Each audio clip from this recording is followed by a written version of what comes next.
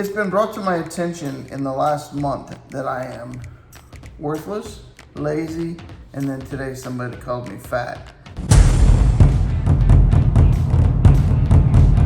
So I think it's time for a life change. Yeah, I apparently I'm just a horrible individual, fat, lazy, and worthless. Anyway, we have an unboxing to do. We got a package from Jason Fitzpatrick and their family over at Fitz Family Constrictors in Michigan, also known as Going Yooper. He sent us a package in the mail, so we're gonna open it for the very first time. I swear it's never been opened before. It's a brand new package that just came in the mail. Jenna!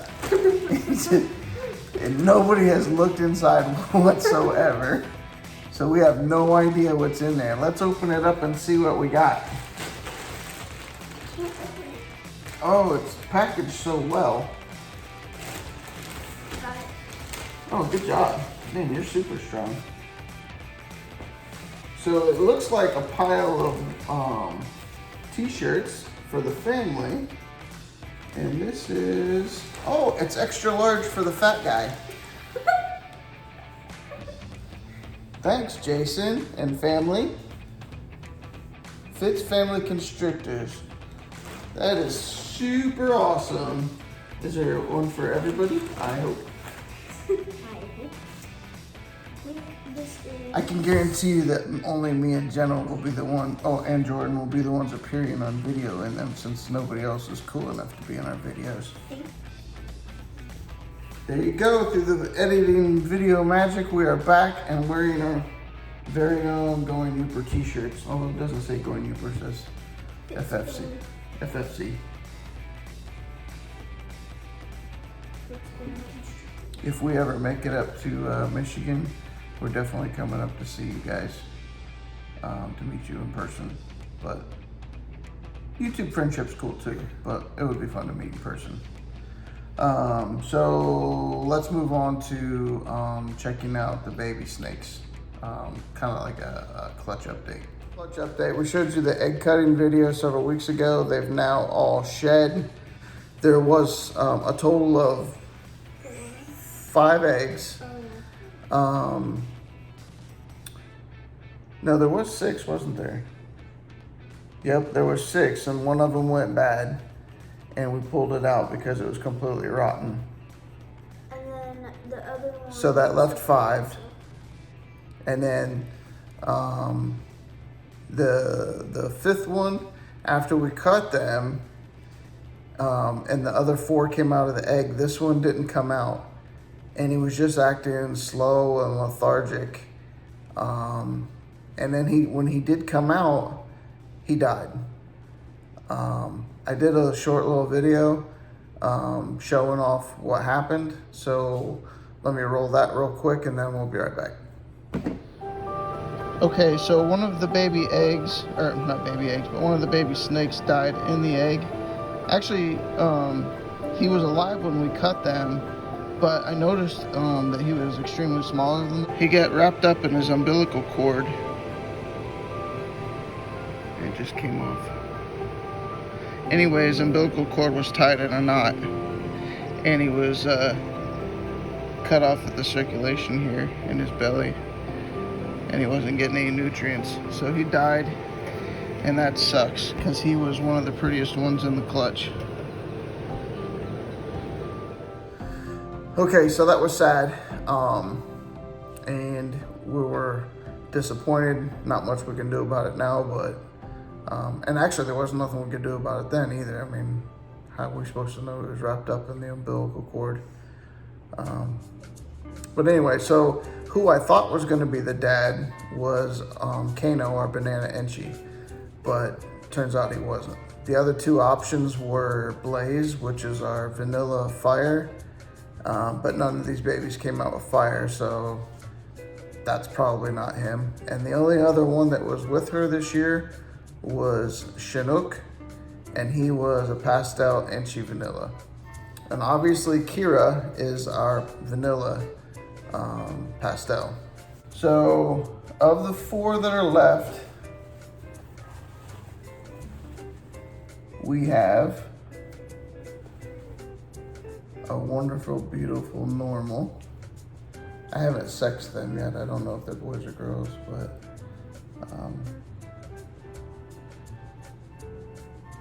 I mean, who doesn't love a normal ball python? I mean, they're the original coloration and pattern that God designed, and the ones that got everybody interested to begin with. So she may not have a huge dollar value, but he or she is still very cool looking. This appears just to be a regular Enchi.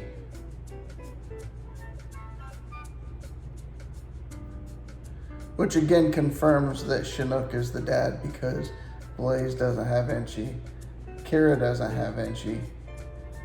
Kano had Enchi, but there's nothing that came out banana, so anyway.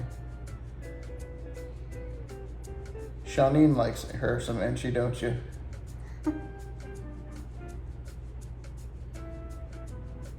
Okay, that's number 2. And then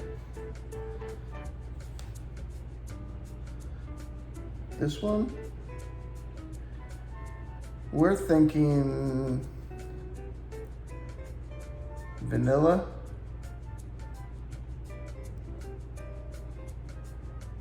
Possibly vanilla Enchi.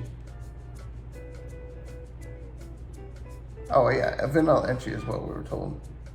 Vanilla Enchi. Very cool.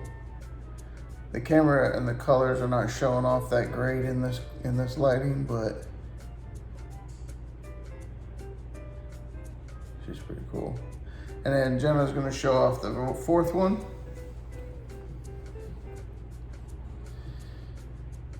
And this one we're believing to be either a super pastel or a pastel vanilla. Super pastel or a pastel vanilla. And this is probably the best looking one of the clutch, but the one that passed away looked identical to this one, so I think we had 2 of those. So that's the clutch update on these 4. We're gonna get them started eating real soon. I'll probably try to feed them later this evening. And then once we get 4 or 5 meals in them, then they'll be available to anybody and everybody that is interested. So the next thing we're going to show you is a pickup that we got from Family Reptiles in Lakeland. So let me go get that. So everybody knows that once you get into ball pythons, well, at least most people do, when you first start, you get so excuse me, when you first start, you get so excited that you just kind of impulse buy, because you don't really have any real plans or ideas in mind of what you're going to do or what you want to make or anything. So excuse me, I think I got corona. Could be the sawdust in the garage. Anyway, so that's exactly what I did in the very beginning. I ended up buying some snakes that I really didn't have a real passion for, let's put it that way. I just got them because they were adults, and I just thought, oh, it's gonna make us be breeders faster. One was a bumblebee. I mean, he was cool looking, but just I wasn't really looking to go that direction. The other was a pastel vanilla Enchi, which actually turned out to be the father of that last clutch we just showed you. And I had no idea that he was going to be a proven breeder. And then the other one was well, I didn't buy this one. It was kind of a traded to me for some work that I did on a incubator. But that was a VPI Xanthic spider male that was also breeding ready, which I don't have any VPI, so I knew going into that one that was just going to be kind of a trade value for me. So we went over to Family Reptiles, me and Jenna, and we spent probably an hour looking through their inventory. And initially I was looking for a female because I just thought, we'll just try to boost up our female population. But then we saw this guy, and it was kind of like a unanimous moment where we both looked at each other and went, whoa, that's the guy. So this is probably not going to show up that well on camera. You hold that side. Look at the tail part. This is the Champagne Lesser Possible Cinnamon Ghost. But the ringer there is what sold him. It's just cool. It looks like a pattern just painted right onto him. Almost makes it look like a pied, but that's what Champagne does, is kind of etch that out. But anyway, he's over 500 grams. And considering how Raiden may or may not still be able to breed, and he was our only male with lesser, and our only opportunities to create bells, I kind of put all my eggs in one basket, so to speak, with Raiden, and then he ended up, obviously damaging his hemipene last season, and he's been breeding this year, but I don't know for sure that he's going to be a proven breeder this year because of the surgery where he had it amputated. But anyway, it'd be awesome if he was, but we don't know for sure.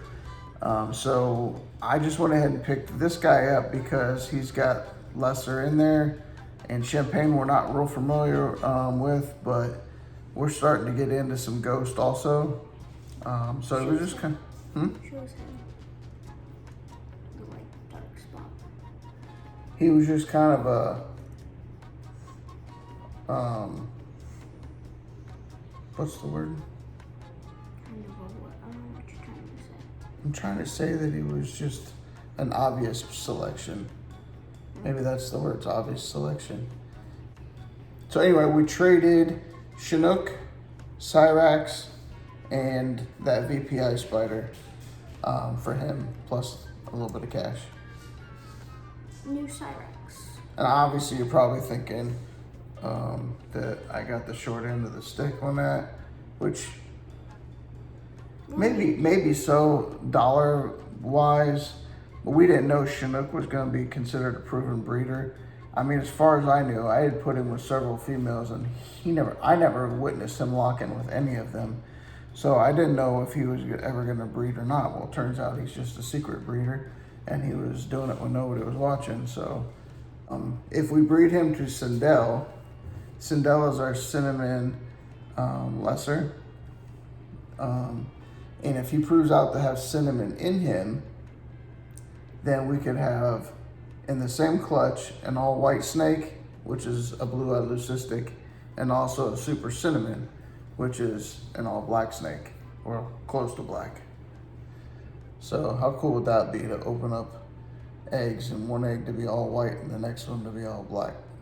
Once again, thank you to Jason and the whole family at Fitz Family Constrictors for the cool shirts. That was really awesome of you guys to pick us for your, I